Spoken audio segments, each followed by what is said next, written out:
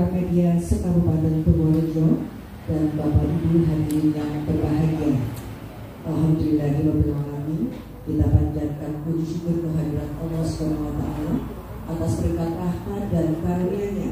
Pada hari ini KPU Kabupaten Purworejo menyelenggarakan media gathering dengan tema bererat hubungan KPU dengan media. Bapak Ibu yang kami hormati, mengawali acara pada hari ini, marilah bersama-sama membaca lafaz basmalah. Acara selanjutnya menyanyikan lagu kebangsaan Indonesia Raya. Hadirin dimohon berdiri.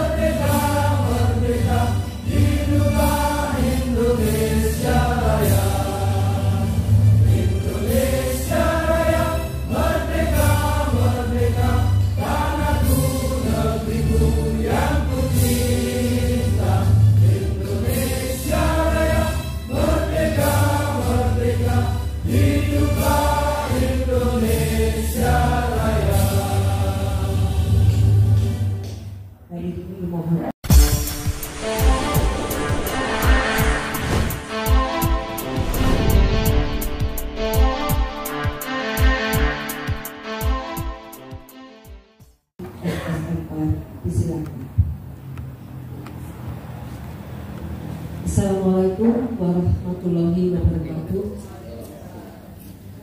Selamat pagi, salam sejahtera kepada semuanya, rekan-rekan media yang ada di Kabupaten Purworejo. Yang kami hormati Ketua Bawaslu Kabupaten Purworejo yang dalam hal ini dihadiri oleh Bapak Riko Haryadi. Yang kami hormati rekan-rekan anggota KPU Kabupaten Purworejo, Sekretaris KPU Kabupaten Purworejo, Kasubag dan seluruh jajaran KPU Kabupaten Purworejo. Syukur alhamdulillah hari ini kami bertemu dengan rekan-rekan sekalian dalam jangka waktu yang lama sejak terakhir kita media gathering itu kalau tidak salah 2 tahun 2 atau 3 tahun yang lalu. Saking suwene. Ya, teman-teman sekalian, sebelumnya mohon izin terlebih dahulu Bapak Ketua kami, Bapak Durrohim, tidak bisa bergabung dalam kegiatan kita hari ini karena ada tugas keluar kota, yaitu di Bogor. Kemudian satu lagi Bapak Purnomo Sidi, Ketua Divisi Hukum dan Pengawasan, baru kemarin juga ada kegiatan luar kota, baru pulang dan kemungkinan bisa hadir tapi menyusul nanti mudah-mudahan. Rekan-rekan media yang kami hormati, pertama kami mengapresiasi juga kepada kawan kita dari divisi Sosdikli, Parmas dan SDM atas pelaksanaan media gathering ini dengan komunitas wartawan dengan teman-teman sekalian. Jadi kegiatan ini selain meningkatkan kekompakan di antara wartawan dengan jajaran KPU, tentu juga untuk menambah ilmu pengetahuan, karena dalam kegiatan ini nanti akan ada pembicara-pembicara yang akan menyampaikan pengetahuan baru maupun informasi terkini kepada teman-teman wartawan, serta diskusi yang diharapkan mampu menjawab kebutuhan teman-teman semua akan informasi tentang hal yang berkaitan utamanya dengan pemilu 2024. Dengan adanya media, teman-teman, KPU ini sangat terbantu ya. Jadi terbantu mulai dari informasi hingga pemberitaan, sehingga dapat meningkatkan pengetahuan masyarakat tentang kegiatan KPU. Untuk itu kita memohon support dan dukungan dari teman-teman media, karena tanpa informasi dari media, kegiatan kami ini tidak akan terinformasikan dengan cepat. Media gathering yang kami gelar ini bukan hanya sekedar untuk saling mengenal. Jadi di sini kita juga bisa menjadi keakraban, kemudian silaturahmi yang baik, agar nantinya kita bisa bersinergi bersama dalam mensukseskan pemilu 2024. Untuk menghindari nanti di lapangan ada informasi yang tidak sinkron dengan kegiatan KPU, maka kami mohon dari teman-teman media ini bisa konfirmasi terlebih dahulu kepada kami agar kami bisa memberikan penjelasan secara detail. Berikutnya kami juga menyampaikan terima kasih kepada seluruh wartawan yang selama ini sudah bersama-sama melakukan peliputan ya di jajaran KPU Kabupaten Purworejo, sehingga seluruh informasi yang merupakan hak publik bisa tersampaikan dengan baik dan tepat. Teman-teman media yang kami hormati, dengan dilaksanakannya media gathering ini diharapkan teman-teman media bisa lebih menarik lagi dalam menyajikan pemberitaan yang didapat dari KPU Kabupaten Purworejo, agar bisa meningkatkan pembaca di media masing-masing dan akhirnya bisa menaikkan partisipasi pemilih. Kami juga berharap kemitraan kita yang selama ini sudah terbangun bisa menjadi lebih baik lagi. Bersama kita satukan persepsi, dan tentunya kehadiran teman-teman media sebagai partner ini menjadi bagian yang penting dalam mensosialisasikan agenda nasional kita ini.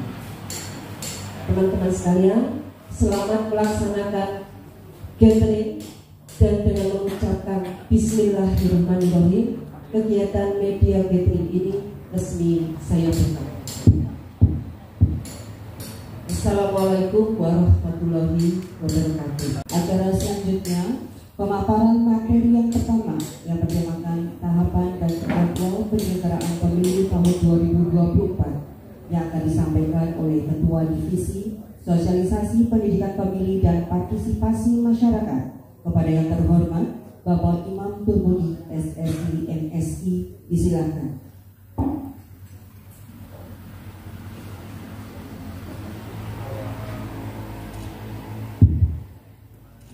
Ya, terima kasih. Assalamualaikum warahmatullahi wabarakatuh. Selamat pagi, selamat sore kita semuanya yang menghormati Ketua Bawaslu, dalam hal ini oleh Mas Rinto, yang menghormati teman-teman rekan-rekan KPU, Bapak Akmal, Pak Wid, yang menghormati segenap panggungan dalam hal ini media yang ada di Purworejo, Kasukat, Sekretaris dan teman-teman staf. Mohon maaf untuk pagi hari ini kami mengundang teman-teman semuanya dalam rangka tadi saya Akmal dalam rangka perkataan tentang hari pemimpin media. Teman-teman berketahui bahwa sebetulnya kami sudah menjadwalkan lama, terkait dengan siap ini, tetapi karena terputus masalah anggaran, jadi mohon maaf baru hari ini bisa menghadirkan teman-teman semuanya. Yang pertama, yang kedua, kami juga menyampaikan mohon maaf kalau mungkin ada teman-teman media lain yang belum terundang di pagi hari ini, karena kemarin data yang kami dapatkan ada 39 media. Kita tadi ada masukan ada media yang belum terundang, mungkin untuk evaluasi kami akan kami undang untuk pertemuan berikutnya. Yang jelas, lebih mohon maaf kalau ada teman-teman yang belum terundang, Nanti rencana akan kita agendakan media gathering tahap 2 dimungkinkan di akhir tahun, insya Allah. Kemudian selanjutnya teman-teman semuanya juga perlu diketahui bahwa ini merupakan giat pertama kami mengundang teman-teman media secara tatap muka, karena memang tadi masalah anggaran. Jadi kami selama ini sosialisasi memilih jauh-jauh hari dari bulan Januari sampai kemarin Juni kami giat tanpa ada anggaran. Jadi mohon maaf sekali jika giat ini bisa dirasakan pada hari ini. Kemudian selanjutnya teman-teman harus mengharapkan bahwa nantinya ya, giat ini bisa menyampaikan informasi-informasi tentang tahapan pemilu, karena hari ini kita ketahui di KPU sudah ada tahapan yang berjalan. Kemarin pada 14 Juni kita sudah mulai tahapan.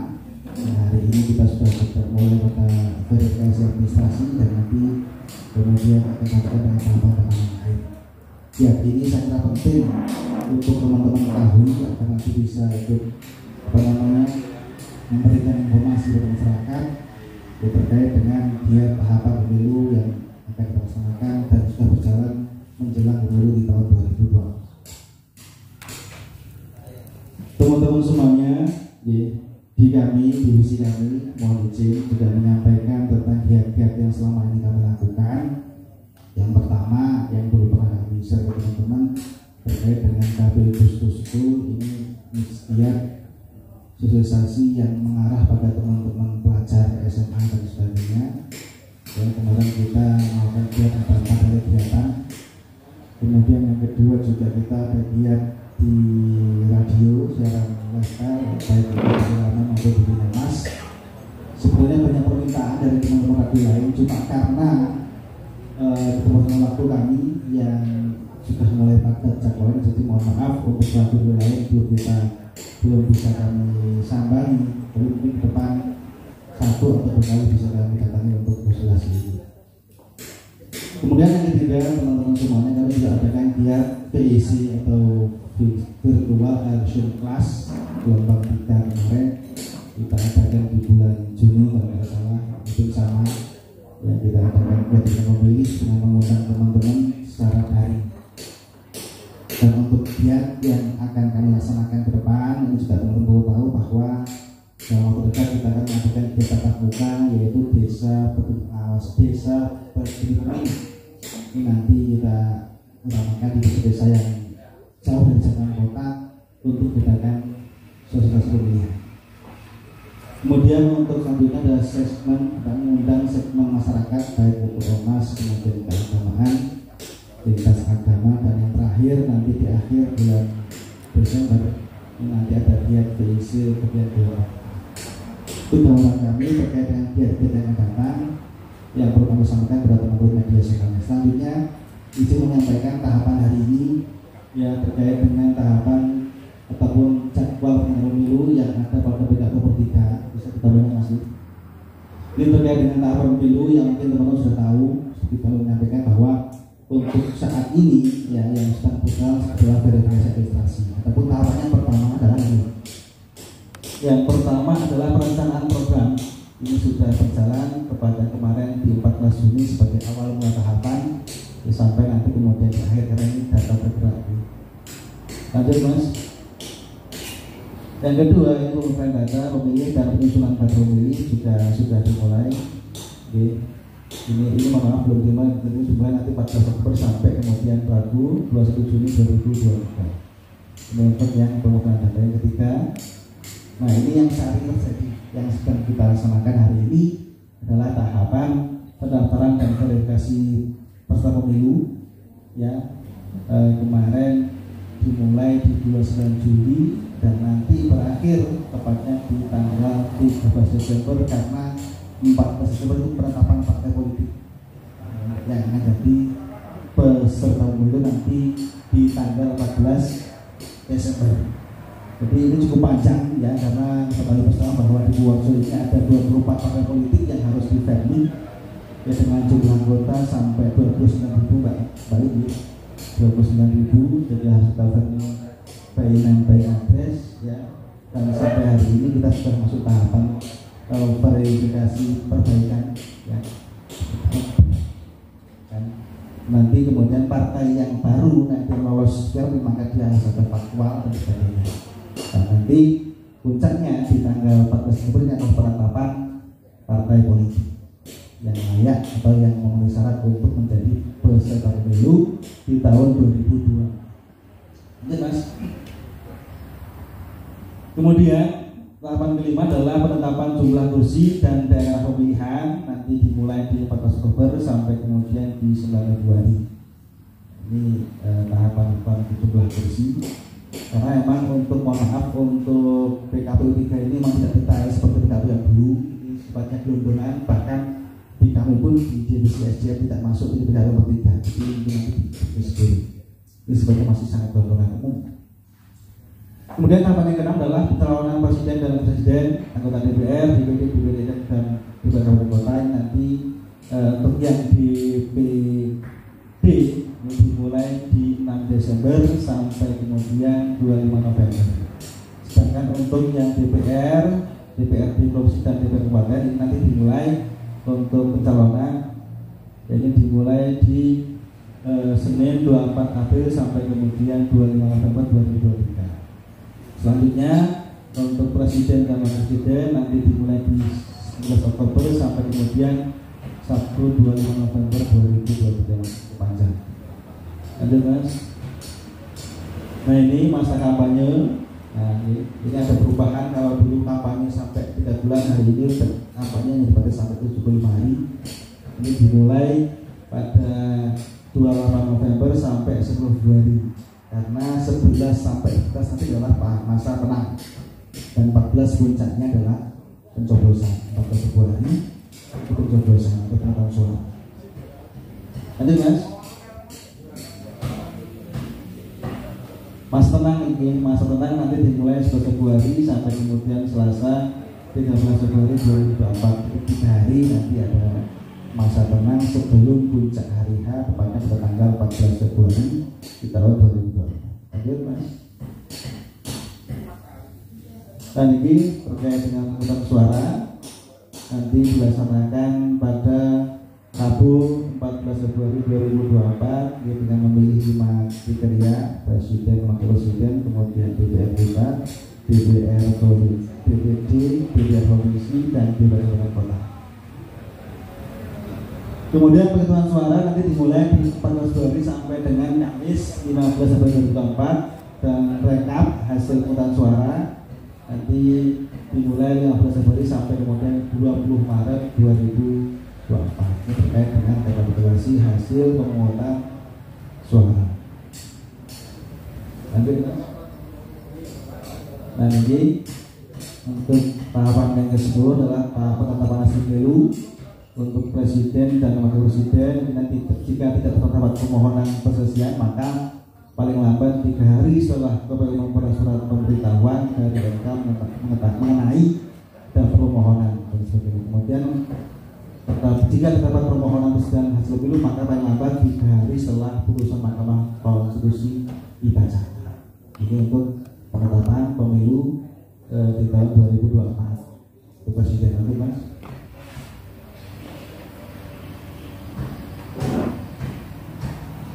Ini yang tahapan sama tadi masih lanjutannya. Lanjut Mas. Masih sama lanjut. Nah ini kemudian yang terakhir ya, mengucapkan sumpah janji presiden dan presiden dan sebagainya.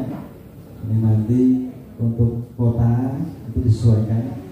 Tapi untuk DPR dan DPD nanti dilaksanakan pada 1 Oktober 2024. Kemudian untuk yang DPR dan DPD mereka juga minggu 20 Oktober 2024. Oke, saya kira itu penyampaian tahapan dari kami. Nanti bekal ataupun tambahan disampaikan oleh Pak Mo. Yang jelas tahapan hari ini yang sedang berjalan kita masih pada tahapan permin sampai kemudian nanti terakhir di tanggal 13 Desember tepatnya pada 14 Desember nanti hari akhir atau hari pengumuman penetapan partai politik untuk kemudian menjadi peserta pemilu di tahun 2024. Sekian dari saya, menyampaikan sedikit nanti dilanjutkan oleh Mbak Mam. Kurang lebihnya mohon maaf. Assalamualaikum warahmatullahi wabarakatuh.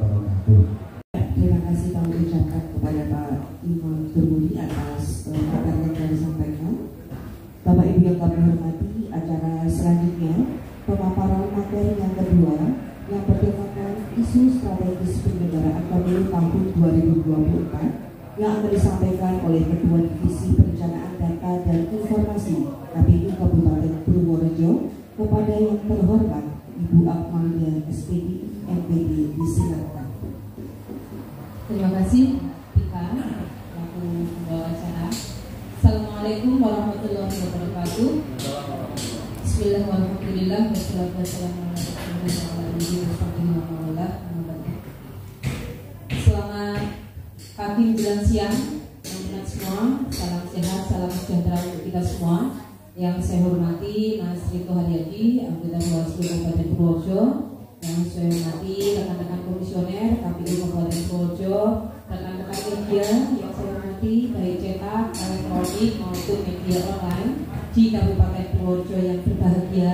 Yang saya hormati PLT Sekretaris, kemudian Kasibat dan staf sekretariat KPU Kabupaten Purworejo, PLH ya, PLH Sekretaris. Baik Bapak Ibu, longkan nosi ya. Lama nggak ketemu sama rekan-rekan media, ketemu paling beberapa saja, seperti radio, kita kan sering ada live talk di radio ya. Ini kami punya janji sama mitra sampean juga. Ya, sehat semua ya, rekan media ya. Alhamdulillah kita bisa ketemu lagi. Sekarang tahapan pemilu itu sudah berjalan, Bapak Ibu nih, dari tanggal 14 Juni kemarin dimulai untuk tahapan pemilu 2024. Nah, saya akan sedikit menyampaikan berkaitan dengan isu-isu strategis di penyelenggaraan pemilu tahun 2024, di mana pemilu 2024 itu masih sama atau masih memiliki kesamaan dengan pemilu 2019. Karena memang tidak ada revisi undang-undang, tidak ada undang-undang yang baru, undang-undangnya masih sama, yaitu menggunakan Undang-Undang Nomor 7 Tahun 2017 tentang pemilihan umum, dan 2024 itu masih memiliki kesamaan. Hanya perbedaan sedikit berkaitan dengan tahapan pemilunya nanti akan beririsan dengan tahapan pemilihan serentak yang undang-undangnya juga masih sama, yaitu Undang-Undang 6 Tahun 2020 perubahan kesekian ya dari Undang-Undang 1 Tahun 2015 itu tentang pemilihan gubernur, wakil gubernur, bupati, wakil bupati dan wali kota serta wakil wali kota. Ini akan ada sedikit irisan untuk pemilihan umum dengan pilkada 2024 yang dalam undang-undang disebutkan tanggalnya adalah 27 November 2024, sedangkan pemilu kita itu di tanggal 14 Februari 2024. Nah, kalau pemilu 2019 kemarin itu menjadi pemilu yang dikatakan kompleks ya, atau yang dikatakan rumit sedunia. Nah, mungkin 2024 ini pemilu paling rumit sedunia dan akhirat gitu ya, begitu ya. Ya, semoga kita semua diberi kekuatan untuk menyelenggarakan pemilu 2024. Kita punya modal untuk optimis menyelenggarakan pemilu 2024 meski status pandemi kita belum dicabut ya, masih berstatus pandemi COVID 2019. Tapi kita optimis karena kita punya pengalaman menyelenggarakan pilkada tahun 2020 di tengah situasi pandemi COVID-19 yang sedang marak atau sedang ganas. Kalau sekarang alhamdulillah sudah mulai melandai ya Bapak Ibu. Oke, lanjut saja untuk struktur penyelenggara KPU, kemudian asas prinsip tentu saya rasa kita lewati ya, kita skip karena sudah tahu lah. Nah, untuk komitmen dan arah kebijakan KPU dalam mewujudkan integritas pemilu, ada komitmen besar untuk KPU dalam mewujudkan integritas pemilu 2024 nanti dengan visi menjadi penyelenggara pemilu yang profesional, berintegritas dan mandiri untuk terwujudnya pemilu yang luber dan jurdil. Kita akan mewujudkan pemilu yang yang demokratis di Indonesia dan yang berkualitas. Maaf nanti jangan dipinter-pinter dan iya. Saya mulai takut kalau gini, untung belum ada penetapan parpol. kalau sudah ada ini bisa jadi dari sedap. Ya, jadi dari perspektif pemangku kepentingan nanti kita akan meningkatkan kualitas pelayanan karena kita itu sekarang ini ditekankan menjadi lembaga layanan gitu Bapak Ibu ya. KPU itu lembaga layanan, KPU melayani tagline-nya. Layanan kepada siapa? Pada peserta pemilu dan kepada pemilih utamanya. Kita akan meningkatkan kualitas, kemudian sumber dayanya, kemudian menguatkan tata kelola kepemiluannya, kemudian akurasi data, termasuk data pemilih, kemudian menguatkan kedudukan organisasi, meningkatkan pendidikan pemilih. Nah ini juga penting sebagai bagian dari sosialisasi dan pendidikan pemilih kepada masyarakat atau kepada pemilih. Kemudian juga tentunya regulasi yang tegas, progresif dan partisipatif. Tentu ini menjadi ranahnya KPU RI ya untuk membuat atau sebagai regulator. Kalau kita di kabupaten itu ranahnya adalah sebagai pelaksana. RI itu regulator, provinsi itu koordinator, sedangkan pelaksananya ada di kabupaten. Lanjut saja tadi untuk tahapan pemilu sudah disampaikan oleh Mas Imam. Dan ada beberapa isu strategis Bapak Ibu berkaitan dengan yang pertama, isu pemutakhiran data pemilih. Ini memang kita belum ada PKPU untuk pemutakhiran data pemilih di tahun 2024, masih draft. Namun ada beberapa wacana yaitu untuk pemilih di setiap TPS itu nanti paling banyak 300. Kemudian kita juga akan ada wacana juga untuk yang dinamakan TPS khusus. TPS khusus kalau kemarin tidak ada. Nah TPS khusus ini nanti akan mengakomodir beberapa tempat atau lokasi ya. Misal kalau di Brebes tidak ada tempat yang seperti di kota-kota atau kabupaten lain, misalnya ada yang pabrik besar gitu ya, yang pekerjaannya itu sangat banyak. Kalau di kita di Purworejo paling kita nanti mengakomodir dari hutan, kemudian pondok pesantren ya, ini yang kita agak besar ini. Kita nanti juga akan berkoordinasi dengan mereka karena TPS khusus ini juga nanti ada syarat-syarat tertentunya.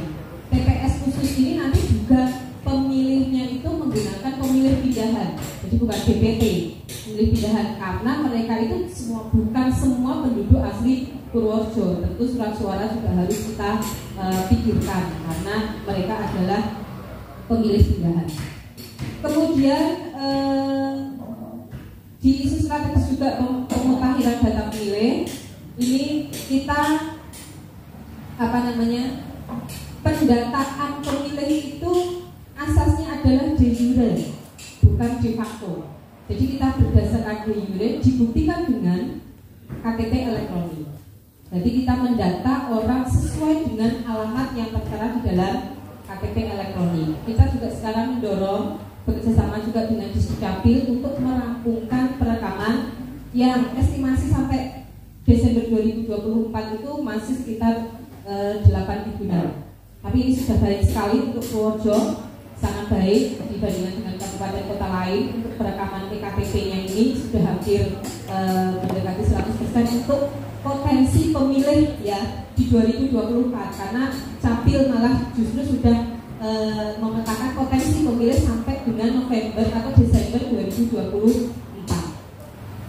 Kemudian isu strategis di pendaftaran dan verifikasi partai politik tadi sudah disinggung sedikit oleh Pak Imam Turmudi ya, berkaitan dengan pendaftaran dan verifikasi partai politik yang memang sifatnya itu adalah sentralistik. Jadi pendaftaran parpol itu tidak ada di provinsi, tidak ada di kabupaten kota, Bapak Ibu. Sifatnya sentralistik, ada di KPU RI. Verifikasi administrasi juga menjadi wewenangnya KPU RI, namun begitu di provinsi dan kabupaten itu juga dalam situasi tertentu ditugaskan oleh KPU RI untuk melaksanakan verifikasi administrasi. Yang sekarang tahapannya itu adalah sedang perbaikan dari partai politik, yang kemarin verifikasi tahap pertama sudah selesai, kemudian sekarang perbaikan, dan besok tanggal 1 Oktober mulai 1 Oktober sampai 9 itu akan ada verifikasi administrasi perbaikan atau tahap kedua.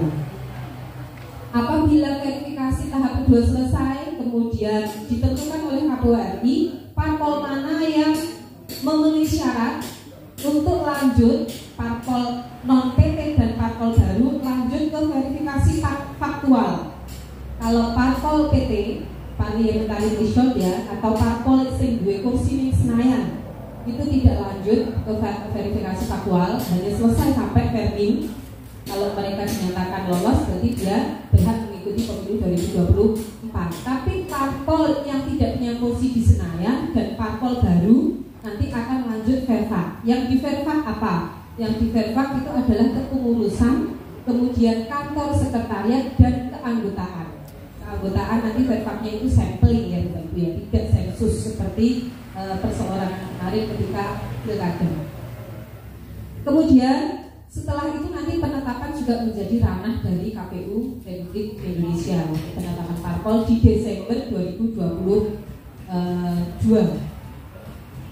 Lanjut, untuk isu strategis pencalonan untuk calon DPR, DPRD ini hampir sama persyaratannya dengan yang kemarin 2019. Di antaranya itu untuk PNS, ASN ya, TNI, Polri, kemudian penyelenggara pemilu, kemudian direksi BUMN, BUMD, kemudian kepala daerah ini harus mengundurkan diri yang tidak dapat ditarik kembali ketika dicalonkan.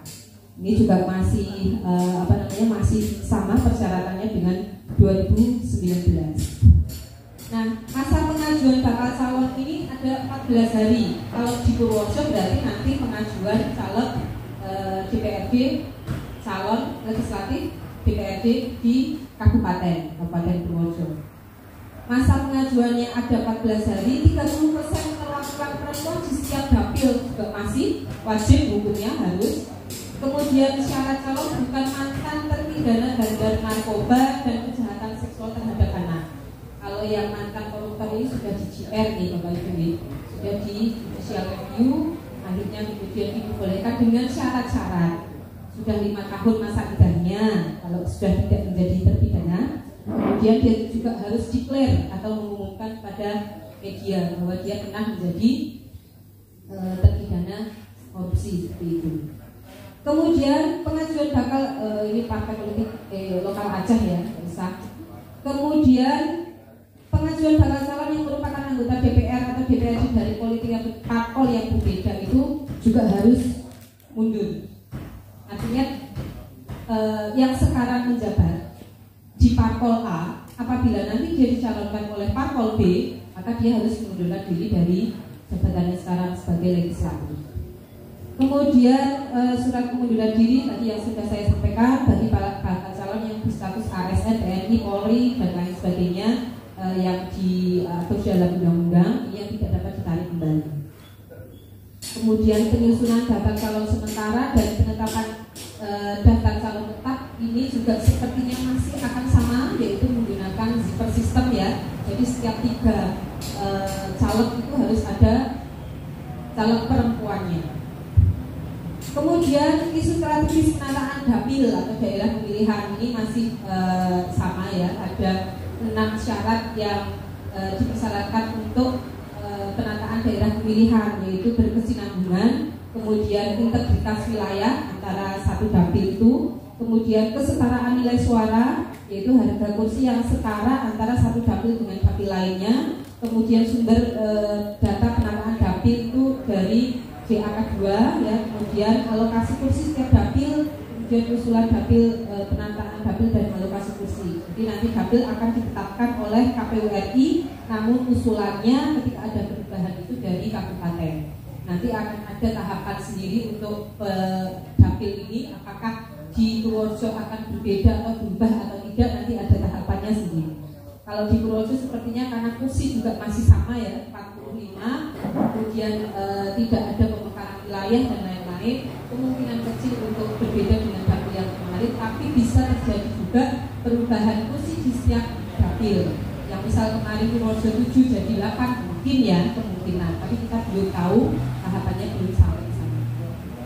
Kemudian tahapan atau isu strategis tahapan kampanye ini juga kemungkinan masih sama, tetapi kemungkinan juga ada pengaturan karena disesuaikan dengan situasi pandemi COVID. Kalau 2019 pemilunya itu belum pandemi, kemungkinan kalau sekarang masih dalam kondisi pandemi ya 2024 itu bisa terjadi juga aturan yang sama ketika diatur untuk kampanye pilkada 2020 kemarin, di mana ada pembatasan, misal pembatasan rapat umum yang di pilkada kemarin akhirnya tidak diperbolehkan dan lain-lain. Ini kita masih menunggu kebijakan peraturan dari KPU yang juga di rapat dengan pendapat atau konsultasi dengan DPR RI.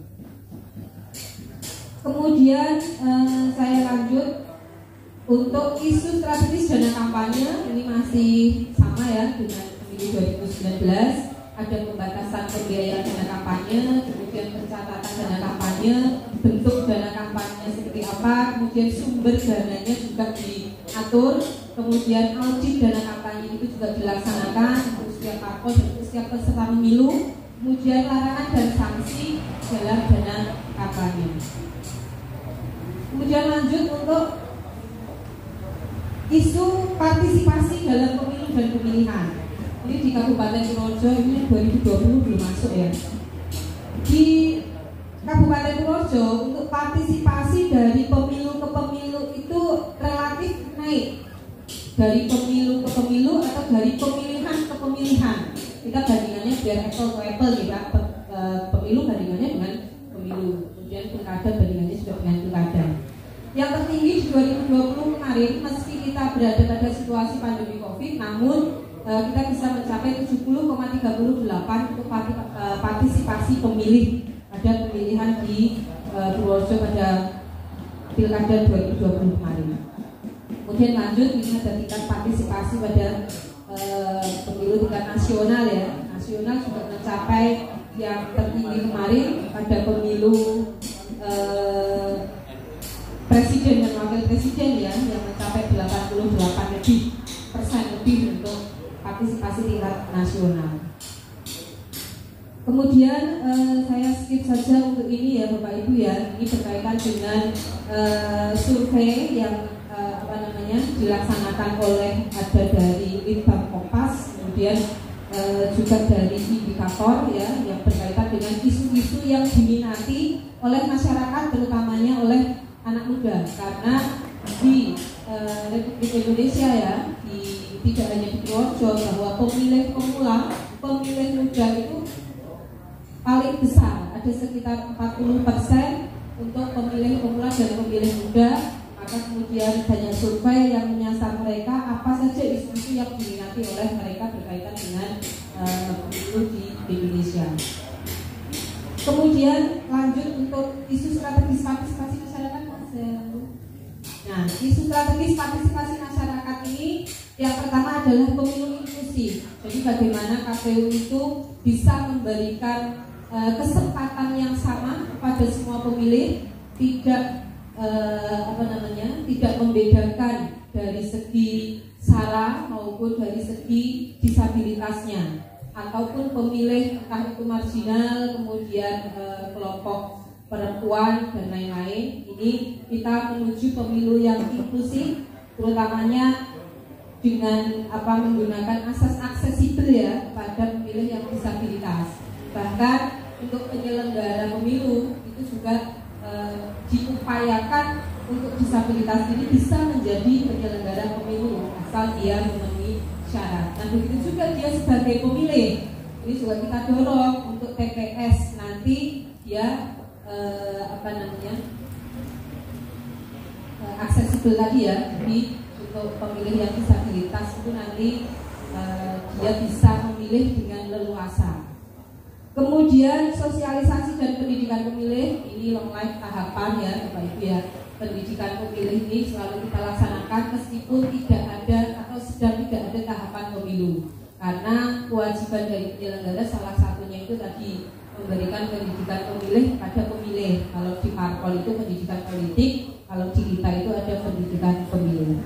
Kemudian pemantauan survei dan hitung cepat. Kalau pemantau ini sekarang akreditasinya ada di Bawaslu gitu ya, untuk pemilu 2019 kemarin dan juga pemilu 2024. Tapi kalau pilkada ini akreditasinya ada di KPU. Ada sedikit perbedaan antara Undang-Undang 7 dan Undang-Undang 6 tahun 2020, yaitu tentang pemantau tadi. Kalau pemilu akreditasinya di Bawaslu, kalau pilkada akreditasinya di KPU. Namun untuk lembaga survei dan hitung cepat itu ada di KPU semua. Nah, ini juga pemantau lembaga survei dan hitung cepat itu juga menjadi bagian dari partisipasi masyarakat yang bisa dilakukan. Kemudian partisipasi kelompok rentan, masyarakat adat, wilayah perbatasan dan penyandang disabilitas. Tadi yang saya sebutkan sebagai kita menuju pemilu yang inklusif. Jadi menyasar mereka, kita strategi pendidikan pemilihnya itu juga menyasar kelompok-kelompok yang seperti itu, kelompok-kelompok rentan ya, misalnya ada di daerah terpencil, di daerah yang rawan bencana, kemudian di daerah yang akses informasinya kurang, kemudian kepada kalau di sini tidak ada apa namanya kayak semacam adat gitu ya, tapi pada semua kelompok sasaran yang ada di Kabupaten Purworejo, kita mencoba untuk menyasar mereka juga dalam memberikan sosialisasi dan pendidikan pemilu. Kemudian isu yang selanjutnya berkaitan dengan isu strategis pemungutan dan penghitungan suara. Kalau di pemilu 2019 itu kita sistem informasinya itu menggunakan situng ya Bapak Ibu ya. Di 2024 besok kemungkinan menggunakan sirekap namanya, karena sudah dimulai di pemilu pilkada 2020 kemarin, yaitu menggunakan sistem informasi rekapitulasi sirekap. Kemudian wacana untuk perubahan nomenklatur formulir ini juga diwacanakan karena 2019 kemarin seperti kita tahu formulirnya itu sangat banyak dan kompleks yang harus dikerjakan oleh KPPS, yang mengakibatkan banyak KPPS yang akhirnya sakit dan ada yang meninggal dunia ya. Kalau di Indonesia itu ada berapa ratus, alhamdulillah di Purworejo tidak ada KPPS yang meninggal dunia.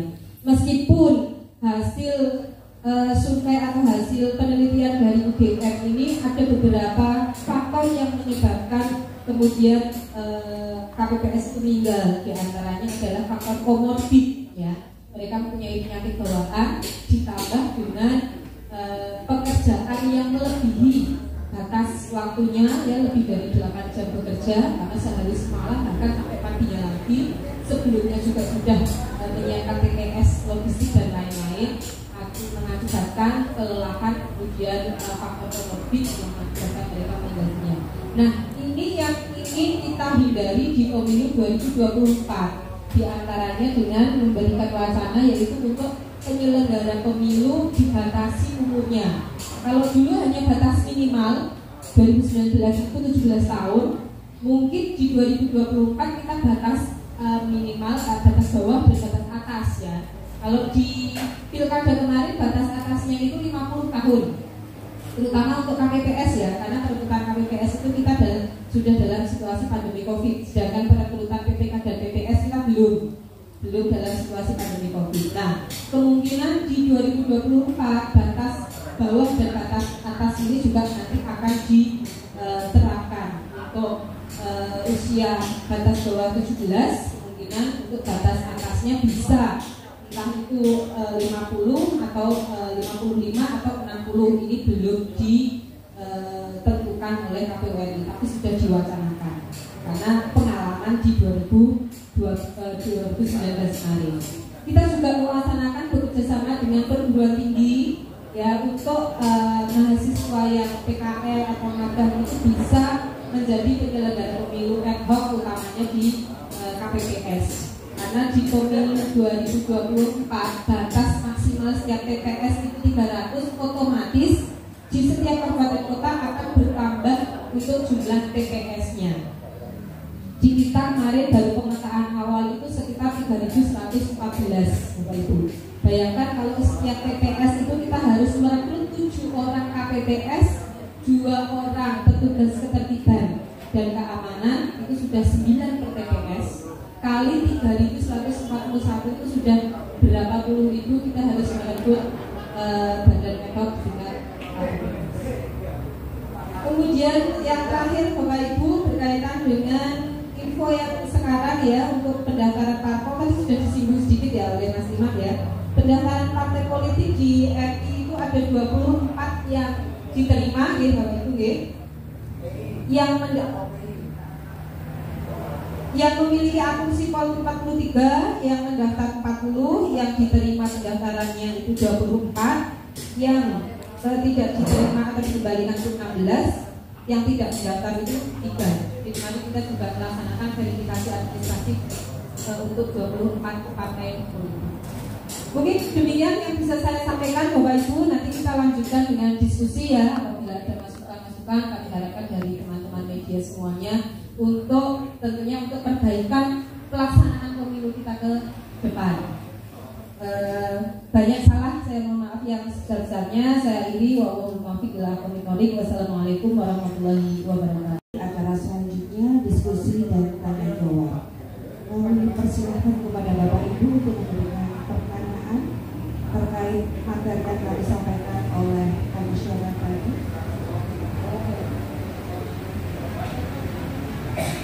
Terus menyimak tahapan yang tadi sangat panjang ini, kami media itu tidak terbiasa berpikir A sampai Z. Kami karena banyak yang dipikirkan lebih cenderung berpikir sepotong-sepotong, ini tahapannya sedang apa sih?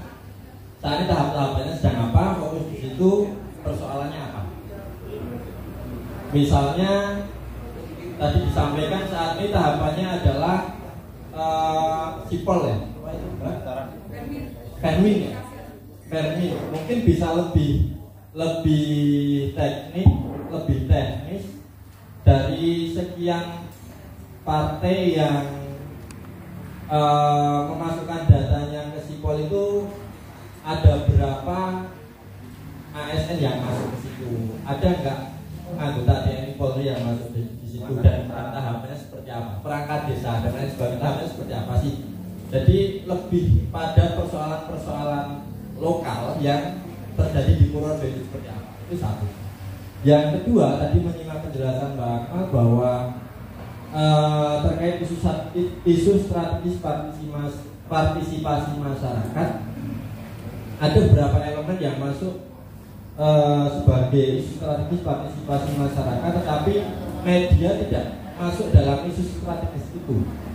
Jadi saya kira media juga bagian dari elemen masyarakat yang perlu diedukasi juga soal kepemiluan, sehingga karena posisi kami ini sebenarnya cukup vital, kalau sampai salah tulis itu juga mensesatkan masyarakat. Jadi saya kira perlu dirumuskan formula, apakah melalui forum-forum KP Morning, forum-forum santai yang didesain oleh KPU dengan mengundang media secara berkala, misalnya di menjelang tahapan atau di akhir tahapan itu perlu dirumuskan formulanya seperti apa. Jangan sampai nanti ide ini ditangkap sama Bawaslu. Terima kasih.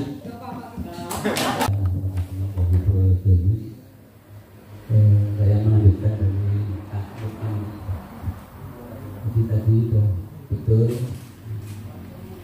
media membutuhkan stressing di tahapan, bisa pasif bisa aktif dari KPU, misalnya tadi penemuan verifikasi administrasi ya. Jadi, kalau KPU memerlukan atau ingin supaya hasil kerjanya itu diekspos, maka stressing tadi misalnya tahap pemeriksaan sipol ini sekarang memang lagi jadi persoalan. Apakah misalnya kepala desa, ada kepala desa yang tidak masuk sipol ya, atau sebagian kota partai politik ada yang masuk, ada yang tidak masuk kan. Kondisi terakhir terkini di Purworejo seperti apa yang dibutuhkan Kak Lukman, saya kira bisa diriliskan kepada media. Jadi bertahap itu ada pemberitaan yang pertama. Yang kedua, saya ingin menyampaikan mengenai aktivitasnya Mas Imam kemarin ya, waktu go to school ya. Itu kami hanya bisa, maaf ya, hanya bisa memuat salah satu saja karena bidangnya sama. Jadi apa ini tidak tempat saja, ini isinya sama ya. Dari SMA ini, SMA ini, SMA ini. Nah nanti kalau itu semua dimuat, kita seperti media ya apa? Media KPU lah. KPU lah. Sehingga seperti dapat tutorial, padahal tidak ya. Andai kata ada tutorial mau lah ya. Jadi mohon maaf ya, bukan berarti kami tidak suka ya, tapi karena menghindari media kami tidak jangan sampai diarani medianya KPU. Nah di samping juga isinya juga sama ya. Jadi kita ngambil hanya misalnya cara mengambilnya, saya tak mengambil yang ada Mbak Maria lah misalnya. Ya paling-paling nilainya seperti itu. Mas Imbang kan didampingi oleh yang lain aja. Mas Imbang dampingi Mbak Bin, dampingi Mbak Mala. Itu wartawan kami itu memilih yang mana. Itu kalau nggak salah ada 1.000 yang lain ada 7 ya. Itu baik juga tuh. Kalau buat tidak ada berita ya, namanya kalau pas banyak berita ya salah satu saja.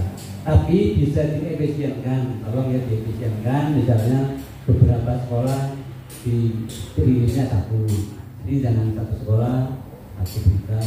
Dirangkum. Ya dirangkum lah. Misalnya 6 ya 2 kali lah gitu lah.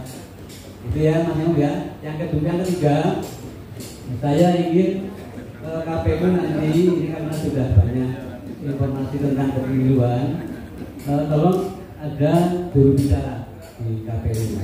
Jangan sampai misalnya ya saya ingin tanya perihal tahapan, waduh Mas Imam tidak ada ya, jadi yang lain tidak bisa memberi keterangan.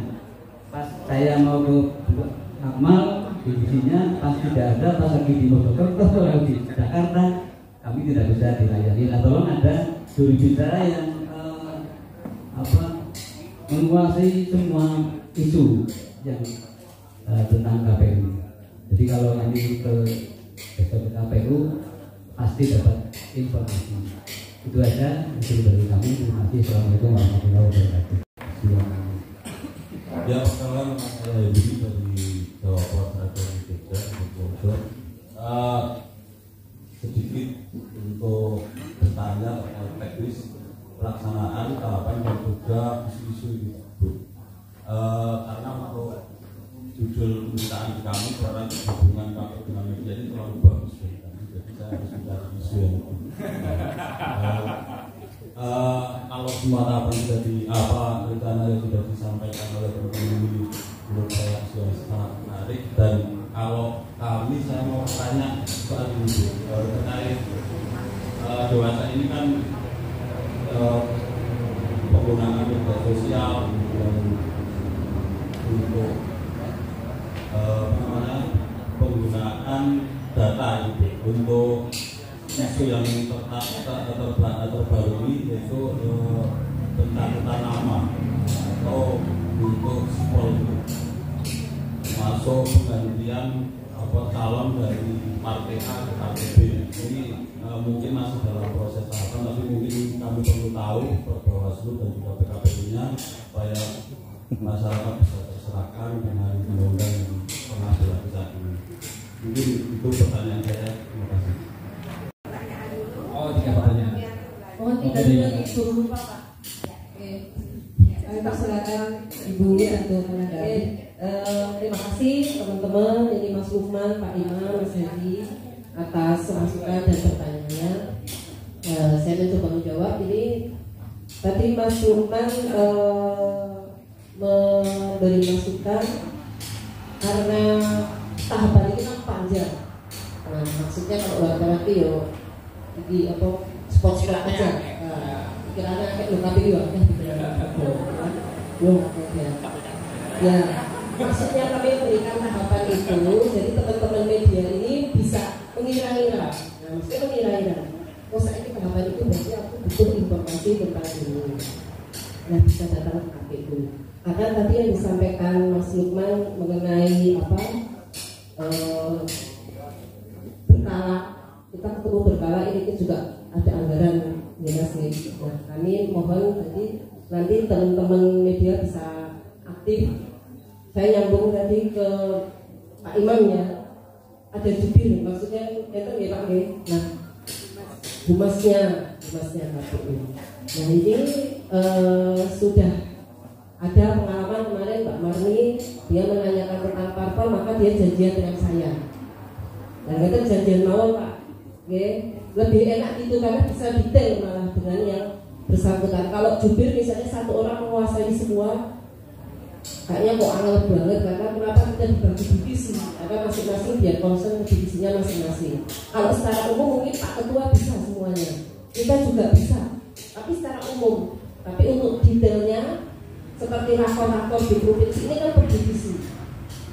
Meskipun hasil dari rakor ini kita sampaikan ke semuanya, tetapi yang lebih memahami adalah biasanya divisinya.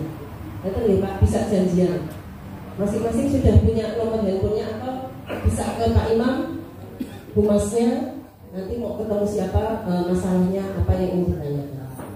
Nah melanjutkan tadi Mas Lukman, jadi tadi sudah disampaikan di awal oleh Ibu Amalia ya, bahwa verifikasi administrasi, yaitu tahapan yang sedang kita lakukan ini sebetulnya adalah wewenangnya KPU RI.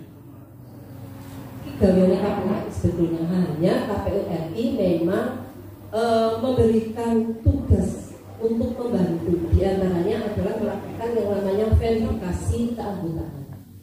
Jadi untuk verifikasi pengurus, kemudian alamat kantor dan sebagainya di luar keanggotaan, ini dilakukan KPU RI.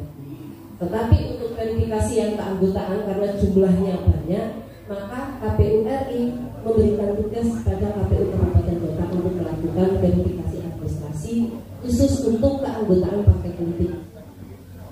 Ini ya yang pertama. Nah kemudian partai politik 24 yang ada di KPU RI yang terdaftar dan diterima pendaftarannya oleh KPU RI, ternyata di Purworejo jumlahnya sama 24. Jadi di Purworejo ini kalau kita lihat SIPOL, sistem partai politik, informasi partai politik ini, di Kabupaten Purworejo ada 24 partai politik, banyak sekali. Dan masing-masing partai politik ini mengunggah anggota. Total ada sekitar 29.000 sekian anggota yang harus kami lakukan verifikasi administrasi. Di awal kemarin kita mulai verifikasi administrasi sejak 16 Agustus sampai dengan 9 September 2020. Nah ini belum selesai Bapak Ibu sekalian. Kita masih verifikasi administrasi. Ke depan masih ada verifikasi administrasi perbaikan.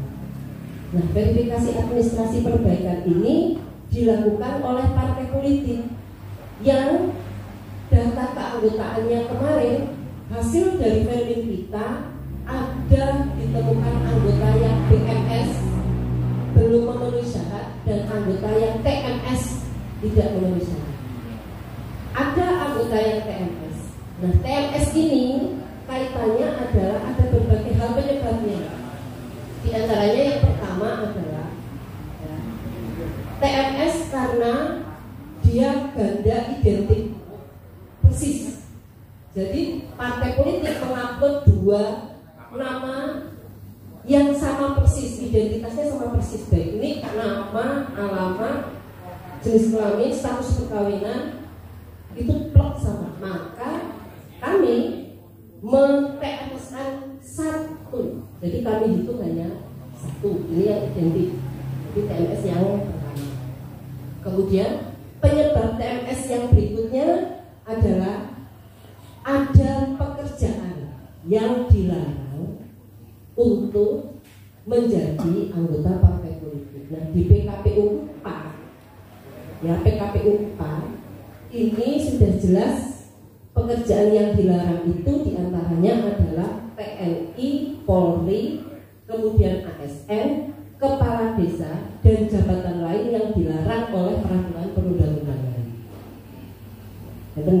Nah, di Purworejo kebetulan ada undang-undang desa. Ya, perangkat desa yang perdanya. Intinya ada perda nomor ada ya, ada. yang menyatakan bahwa perangkat desa tidak diperbolehkan menjadi pengurus atau anggota. Maka untuk perangkat desa juga menjadi pekerjaan yang potensial untuk dilarang dan akhirnya di TNS. Itu tadi para pekerjaan. Kemudian usia. Kalau di Sipol kami temukan ada anggota yang usianya belum 17 tahun dan belum menikah, maka ini potensi tidak memenuhi syarat usia. Nah, kemudian yang berikutnya tidak memenuhi syarat ini disebabkan karena dia yang bersangkutan ini terdaftar di 2 atau lebih partai politik. Artinya yang bersangkutan ini adalah banda eksternal. Ngerti ya? Jadi A terdaftar di partai B dan C, si A. Nah, yang orang ini kan belum kami bisa tentukan statusnya. Dia sebagai anggota partai politik yang mana? Karena sama-sama mengklaim partai politik ingin anggota itu anggota. Nah, ada yang namanya tindak lanjut dari partai politik, teman-teman. Jadi apabila kami temukan nanti ada anggota yang banda eksternal, kemudian pekerjaannya adalah potensi tidak memenuhi syarat, kemudian usia dan status perkawinannya juga tidak memenuhi syarat, maka kami akan bersurat kepada partai politik. Ya, untuk apa? Untuk partai politik ini membuat surat pernyataan dari yang bersangkutan. Misalnya terkait dengan usia dan perkawinan. Di Sipol yang bersangkutan ini usianya belum 17 tahun, misalnya 16. Tetapi kenyataannya yang bersangkutan ini sudah menikah, berarti boleh. Nah, maka dibutuhkan surat pernyataan dari parpol, surat pernyataan yang bersangkutan dari parpol mengupayakan surat pernyataan dari bersangkutan yang menyatakan bahwa yang bersangkutan ini sebetulnya usianya belum 17 tahun tapi sudah menikah. Nah, surat pernyataan ini juga tidak hanya surat pernyataan tapi juga dilengkapi dengan dokumen pendukungnya, yaitu berupa akta nikah. Jadi yang pertama TNS karena usia dan status kawin. Nah, kemudian yang pekerjaan, apabila kami temukan di Sipol, maka kami juga meminta partai politik untuk membuat yang bersangkutan ini surat pernyataan. Jadi misalnya di Sipol kami temukan yang bersangkutan ini pekerjaannya adalah TNI Polri dan sebagainya yang tadi itu. Nah, kemungkinan yang bersangkutan ini sebenarnya sudah pensiun, sehingga dia memenuhi syarat sebagai anggota partai politik. Kalau masih aktif kan. Nah, apabila yang bersangkutan ini sudah pensiun, maka ada surat pernyataan dari yang bersangkutan bahwa sudah pensiun dengan dilengkapi dokumen SK pensiun dia. Itu yang kedua. Kemudian terkait dengan banda eksternal, maka partai politik juga mengupayakan surat pernyataan dari yang bersangkutan yang menyatakan bahwa yang bersangkutan ini adalah anggota partai politik B atau partai politik C. Nah, ada memang anggota terdaftar di 2 partai politik dan dua-duanya bisa membuat surat pernyataan. Partai politik B ya iso dari surat pernyataan, yang C juga iya. Artinya 2 surat pernyataan ini kan sama-sama ada, tetapi kami belum bisa menentukan statusnya. Dan semuanya 2 surat pernyataan. Maka langkahnya adalah kami meminta LO Parpol untuk menghadirkan yang bersangkutan langsung ke KPU untuk kami klarifikasi. Jadi pernyataan yang bersangkutan nanti ketika kami klarifikasi itulah yang kami buatkan berita acara atau surat keterangan hasil klarifikasi yang akan kami lakukan eksekusi terhadap yang bersangkutan. Artinya yang bersangkutan ini nanti memenuhi syarat di partai B atau C. Gitu nih. Mumet, betul nggih? Nek wartawan wis kulino mumet kok. Ya, ini terkait dengan verifikasi kemarin yang kami lakukan pada saat verifikasi awal kemarin. Nah, teman-teman sekalian, kemudian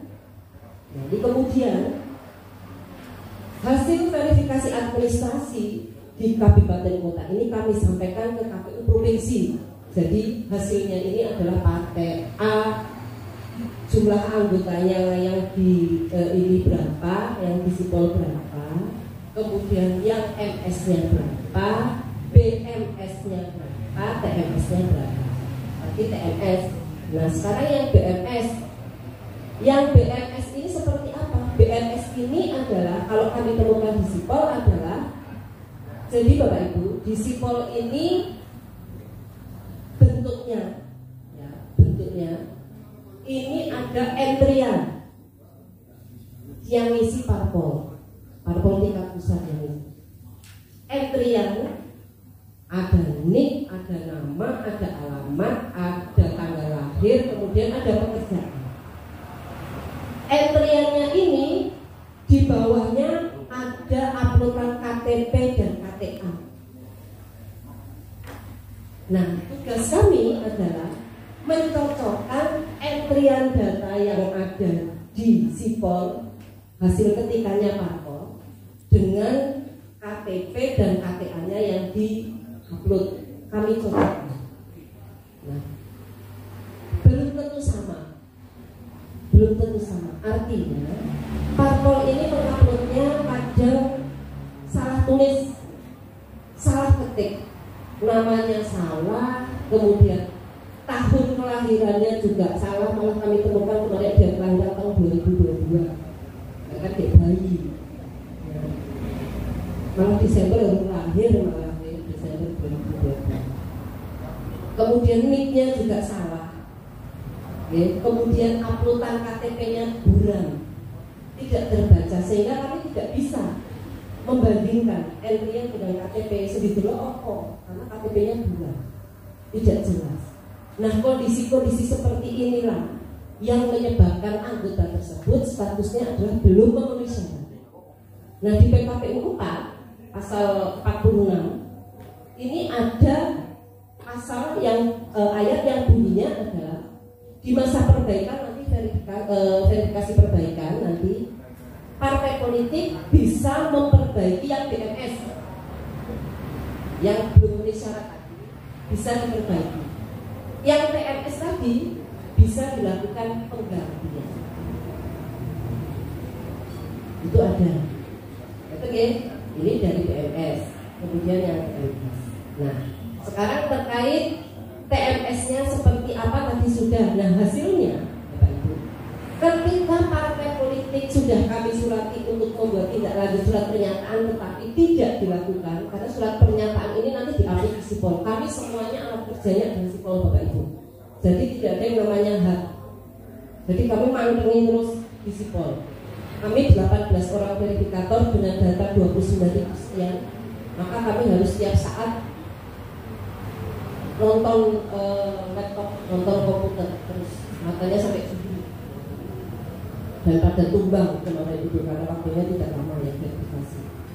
Nah, ketika kita lihat di sipol, partai-partai yang seharusnya mengupload surat pernyataan terkait usia, terkait pekerjaan, terkait ganda eksternal, ini tidak ada sampai dengan batas akhir, ya. Khusus untuk TMS yang usia dan pekerjaan tidak ada surat pernyataan, maka kami eksekusi tidak memenuhi syarat sampai dengan batas akhir dia melakukan tidak lanjut surat pernyataan. Nah, untuk ganda eksternal kan tadi sudah saya sampaikan, kami klarifikasi dulu. Tetapi kalau ada parpol yang tidak mengupload, artinya dua parpol, dia verifikasi dua parpol. Yang satu ngupload, yang satu tidak. Berarti yang tidak ngupload ini statusnya adalah tidak memenuhi syarat karena dia tidak bisa membuktikan. Nah, yang ini memenuhi syarat, tetapi ada indikatornya. Indikatornya apa? Ada materialnya, ditubuhi tanda tangan, datanya ini. Yang ini menjadi tidak memenuhi syarat, yang ini memenuhi syarat. Nah, kemudian kalau dua-duanya mengupload, maka kami klarifikasi.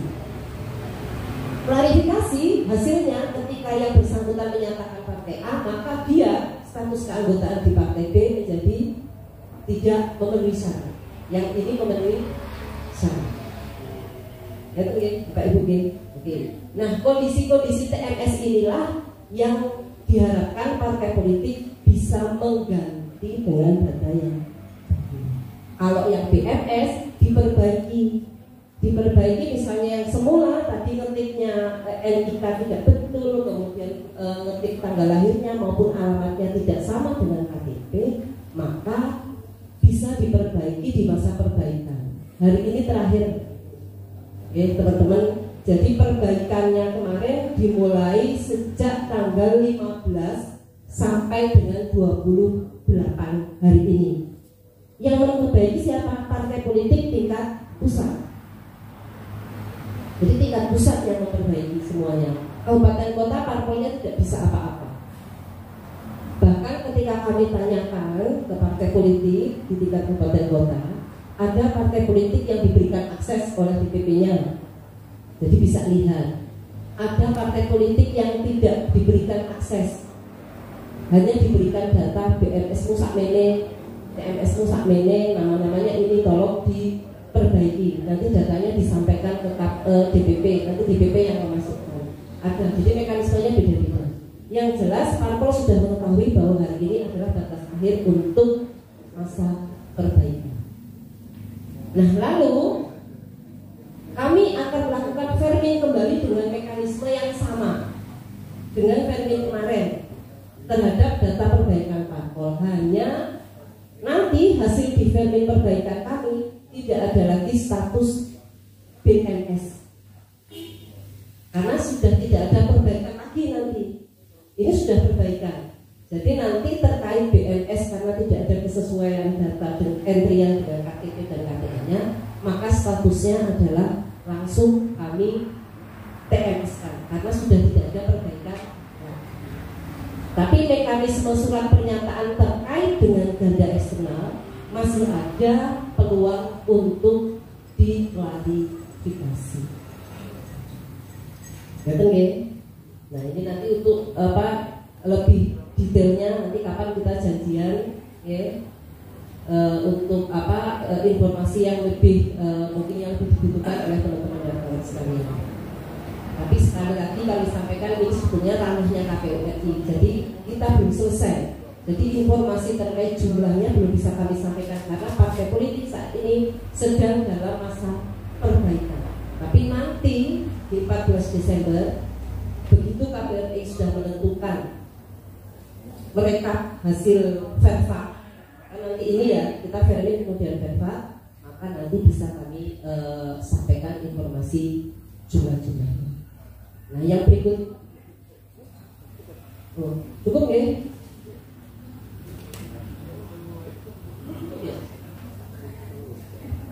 Kalau kita senang pertanyaan lain apa ya?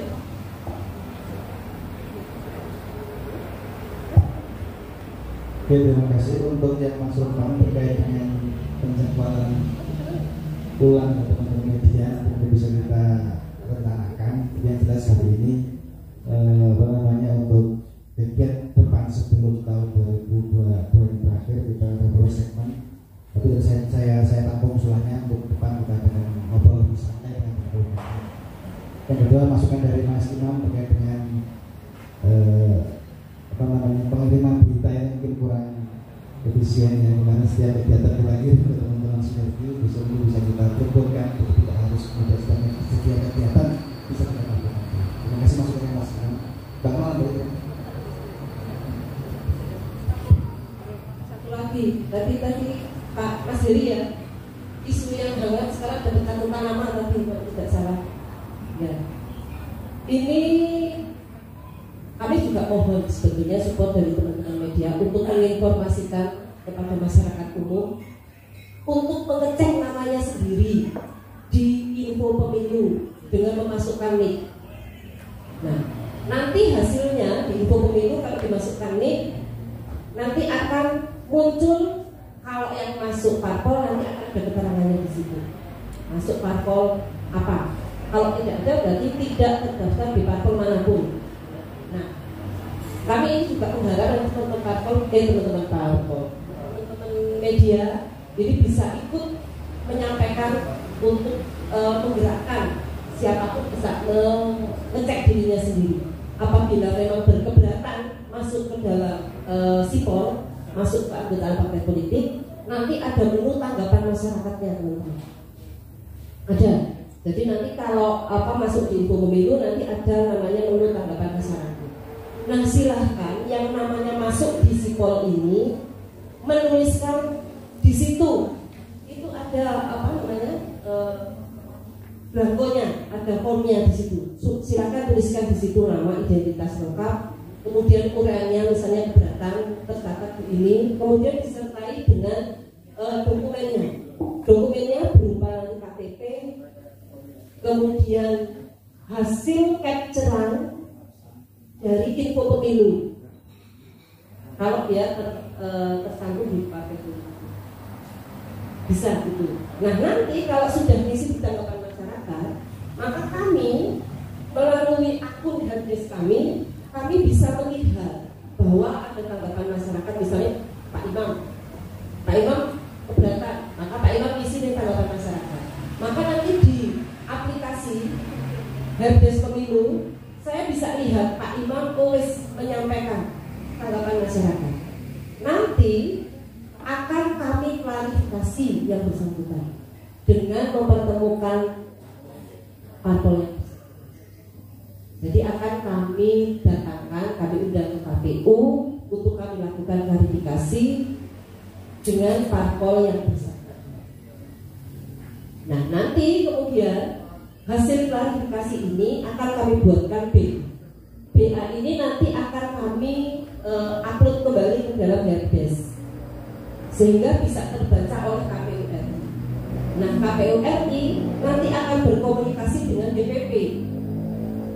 DPP nanti yang akan mendelete, karena untuk mendelete keanggotaan parpol ini adalah partai politik, karena yang entry partai maka yang mendelete adalah partai politik. Tapi buktinya sudah ada semua, ada surat keberatan, sudah diupload, ada BA klarifikasi. Nah, ini mohon bantuan teman-teman untuk bisa menyampaikan ke masyarakat. Apabila ada yang keberatan bisa menyampaikan keberatan di tanggapan masyarakat. Ini Bawaslu juga gencar menyampaikan informasi ini. Jadi harapannya bisa bekerja sama. Itu mungkin cukup membantu pertanyaan dari Mas Heri. Cukup. Ya, satu pertanyaan lagi ya Ibu untuk komunitas suara kemenangan Edi. Yang pertama, sosialisasi ini, apa yang sudah disampaikan ini, kami mohon Bu, nanti dari KPU membuat briefing untuk audionya. Kami insya Allah di beberapa radio akan siap untuk memancar itu sosialisasi yang sudah disampaikan ini. Tapi saya yakin di radio belum ada ini Bu. Oh, nanti bisa membuat briefing sampaikan kepada kami, kalau kami yang akan pancarkan. Kemudian yang kedua, usulan tadi saya setuju agar KPU sekali-kali ataupun beberapa kali sampai tahun 2024 mengadakan kopi morning. Untuk tempatnya silakan di tempat saya di Suara Kanan. Kami fasilitasi untuk tempat. Nanti untuk ada konsumsi tunggu di kalau tidak apa-apa. Untuk konsumsi kalau gue kado silang. Ya, kado silakan Bu. Nanti kami bisa memberikan fasilitas untuk pertemuannya karena ruangnya ada yang cukup lebar gitu. Kemudian untuk talkshow di radio juga mohon untuk dijadwalkan Bu, kapan, dan tentunya kami juga kalau terkait iklan diberikan jadwalnya, dijadwal Bu di beberapa radio. Itu aja, terima kasih. Mudah-mudahan pemilu tahun 2024 khususnya untuk Purworejo sukses, lancar, terkendali, aman. Kalau itu warahmatullahi wabarakatuh.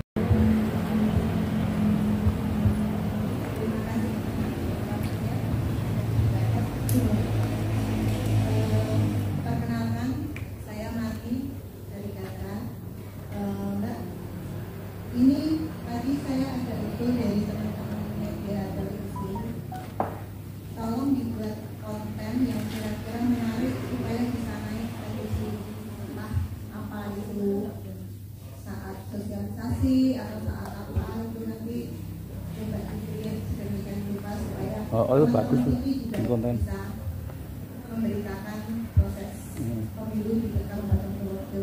Ini yang itu tadi Mas Bambang Jati dari CNN katanya dia anak baru nggak berani. Terus yang kedua saya ingin tanya Mbak, untuk kades yang akan mencalonkan diri sebagai legislatif atau sebagai eksekutif itu batas akhir pengunduran dirinya kapan sih Mbak? Apakah itu atau tidak? sekalian bupati itu mencalonkan. Ya, bupatinya kapan harus mundur? Itu aja sih.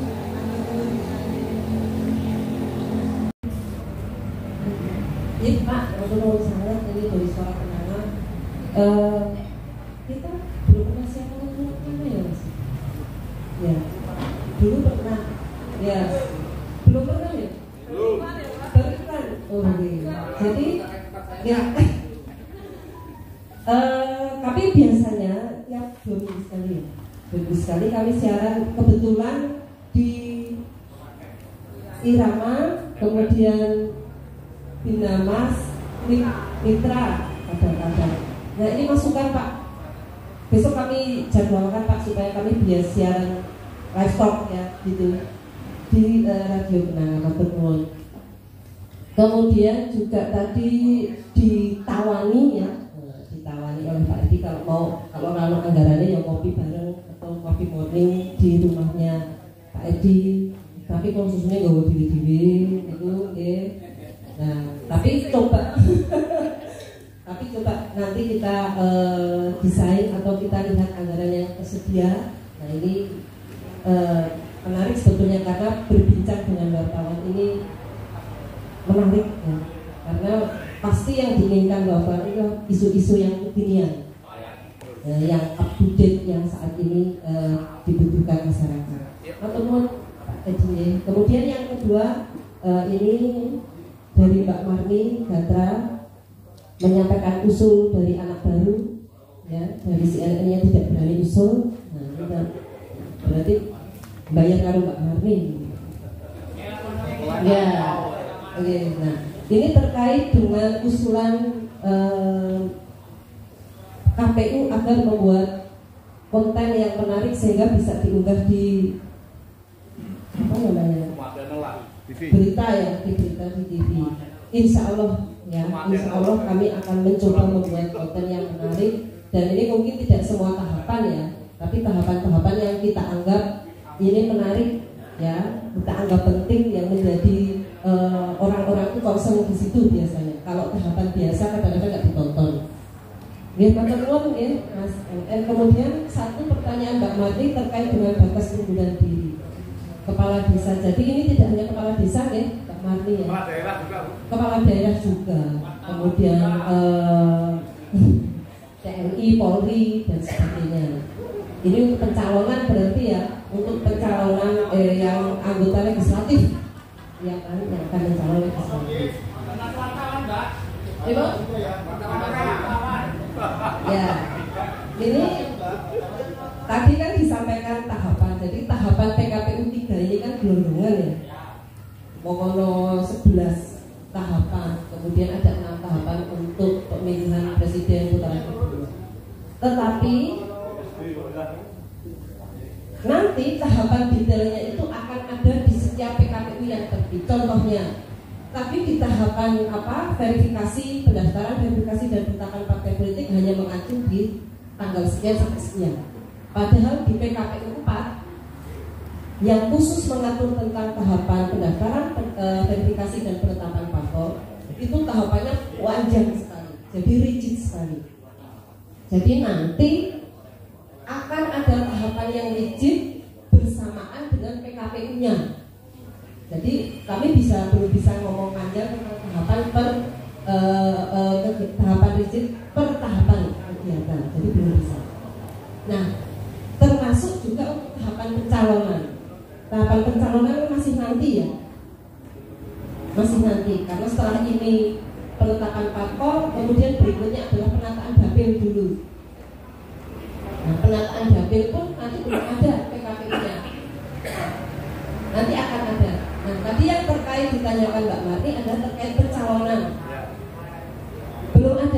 tetapi kita masih, kalau sekarang ya berarti masih lihat PKP pencalonan yang lama, yang 2019. Nah, ini kalau yang PKPU yang lama yang mengatur pemilu 2019, maka jabatan-jabatan tadi apabila akan mendaftar atau nyalek istilahnya, maka pada saat mendaftar yang bersangkutan sudah harus membuat surat pernyataan permohonan diri, ditambah dengan surat bahwa proses pengunduran ini sedang berlangsung. Jadi sudah ada surat itu. Nah, nanti surat keputusannya ini disampaikan kepada KPU paling lambat H-1 sebelum daftar calon tetap. Kalau pengalaman kemarin biasanya DCT itu tanggal 20 September biasanya. Nah, tapi kita nanti tidak tahu tanggalnya berapa. Tahun ini ya? Enggak, kalau yang kemarin. Kalau yang kemarin 2019 itu kan DCT-nya 20 September 20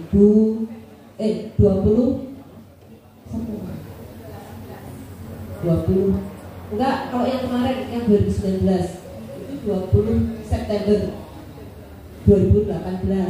Nah, artinya tanggal 19 sehari sebelumnya itu SK-nya sudah disampaikan kepada KPU. SK,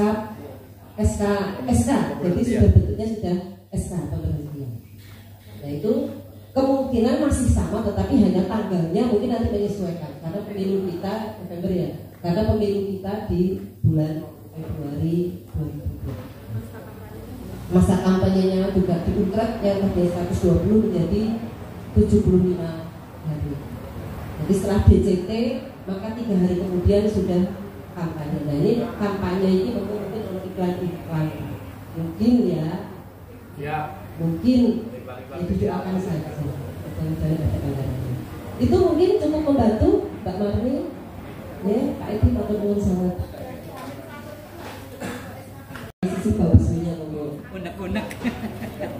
Tenang Mbak, tak fotonya Mbak. Baik, terima kasih. Langsung saja menanggapi ini menambahkan saja menanggapi tadi soal sipol ya. Sipol ini memang kami dalam hal melakukan pengawasan ya cukup melakukan pengawasan itu total ya. Tapi ada beberapa hal yang memang ada kendala karena Bawaslu hanya bisa melakukan melihat gitu ya, tanpa kemudian bisa melihat secara detail. Ya, ini memang kewenangan KPU untuk melakukan proses di sipol itu secara detail. Jadi KPU, jadi Bawaslu itu hanya melakukan pengawasan dari sisi luasnya saja. Nah, yang perlu ditegaskan pada polahan sipol ini adalah kepastian kapan proses penghapusan orang-orang yang ada di sipol. Karena apa? Karena orang-orang yang masuk di sipol yang memang bukan pengurus atau anggota partai politik itu memang sudah melakukan tanggapan masyarakat. Tapi kapan atau yang menghapus itu kan dari KPU RI, bukan dari KPU Kabupaten. Nah, ini butuh kepastian terkait kapan sebetulnya KPU RI itu akan melakukan penghapusan terhadap orang-orang yang masuk dalam sipol. Karena apa? Karena jika proses penghapusan ini kemudian terhambat atau lambat begitu, maka akan menghambat tahapan yang lain. Salah satunya adalah rekrutmen tenaga ad hoc. Nah, barangkali teman-teman wartawan yang ada di sini, misalkan ada yang masuk di sipol, sementara dia ingin daftar di Panwascam atau di PPK, maka ini akan menjadi batu sandungan. Meskipun tentu nanti RI juga akan melakukan kebijakan-kebijakan, tapi secara formal sebetulnya hari ini bahwa data sipol itu merupakan kebenaran formal bahwa orang itu adalah orang partai, baik itu disengaja diketahui oleh yang bersangkutan atau yang tidak diketahui oleh yang bersangkutan. Formilnya dia masuk ke sipol maka dia adalah orang parpol. Nah ini yang kemudian harus ditanggapi oleh KPU agar orang-orang yang memang sebetulnya bukan anggota partai dia kebetulan masuk dalam sipol, akhirnya karirnya terhambat. Contoh misalkan teman-teman PLD, teman-teman pedagang desa, teman-teman PKH, dan beberapa profesi yang sebetulnya dia secara aturan tidak boleh masuk dalam anggota partai politik. Nah ini yang memang kami mengharap KPU Kabupaten Projo mendorong ini agar ke depan tidak terjadi batu sandungan atau hambatan ya, sehingga tahapan rekrutmen tenaga ad hoc baik di Bawaslu maupun di KPU juga berjalan dengan lancar gitu. Itu yang pertama. Terus terkait dengan tadi soal perangkat desa ya. Perangkat desa itu aturannya gimana? Kalau di Undang-Undang nomor 6 tahun 2014 tentang desa itu memang jelas bahwa perangkat desa itu dilarang menjadi pengurus partai politik dan dilarang terlibat dalam kegiatan kampanye. Hanya saja memang di nomenklatur di pasal berapa tadi? Di pasal 51 ya, 51 di Undang-Undang 4 tahun 2000, Undang-Undang 6 tahun 2014 itu mengatur perangkat desa itu tidak ada kata-kata dilarang menjadi anggota, yang dilarang hanya menjadi pengurus. Begitupun di Perda nomor 6 tahun 2016 di pasal 26 itu memang melarang bahwa perangkat desa dan kepala desa itu dilarang untuk masuk menjadi pengurus partai politik. Tidak ya? Nah, dan anggotanya tidak di Perda. Saya tadi ngecek bahwa ini maka kemudian nanti begitu teman-teman media mengadvokasi apakah perangkat desa itu boleh menjadi anggota partai politik. Kalau di ketentuannya itu yang tercantum adalah larangan menjadi pengurus, bukan larangan menjadi anggota. Nah, silakan teman-teman nanti media mengadvokasi ke Pemda bagaimana menerjemahkan Undang-Undang nomor 6 tahun 2014. Itu artinya kalau demikian perangkat desa itu boleh menjadi anggota. Hanya saja memang di Perda nomor 6 tahun 2016 melarang perangkat desa itu terlibat dalam kegiatan kampanye. Itu terima kasih. Nah ini saya menjawab yang terakhir. Saya Perda khusus Kabupaten Projo nomor 6 2016 utamanya di pasal 27 ayat 2 untuk menjamin netralitas sebagaimana dimaksud ayat 1, perangkat desa dilarang menjadi anggota dan atau pengurus partai politik. Tahun berapa? 2016 maupun terlibat secara aktif dalam kegiatan politik. Ini malah saya dapatkan dari Mas Aliyafi.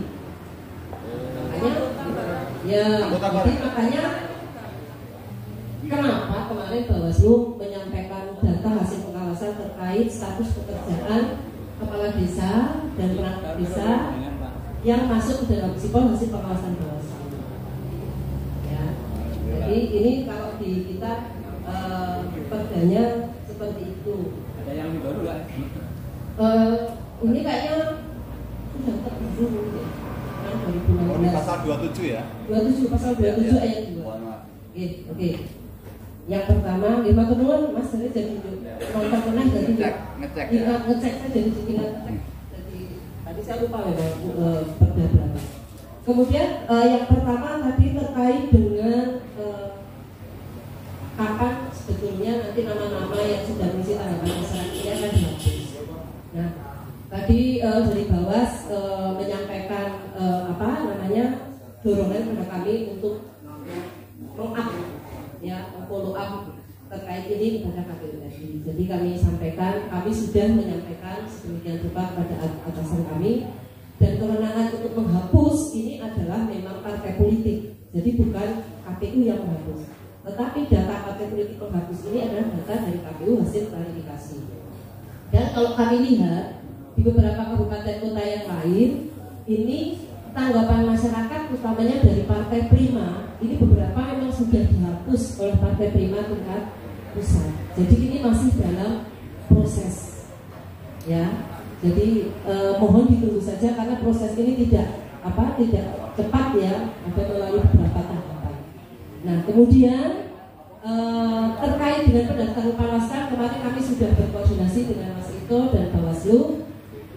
Untuk pendaftar kemarin ada beberapa yang sudah kami klarifikasi dan kami berikan surat keterangan hasil klarifikasi sebagai bahan tambahan untuk mendaftar sebagai badan ad hoc yang sekarang sedang berlangsung adalah ad hoc untuk jajaran Bawaslu yaitu Panwascam. Itu mungkin Mas Ito atau mau sangat masukannya cukup ya?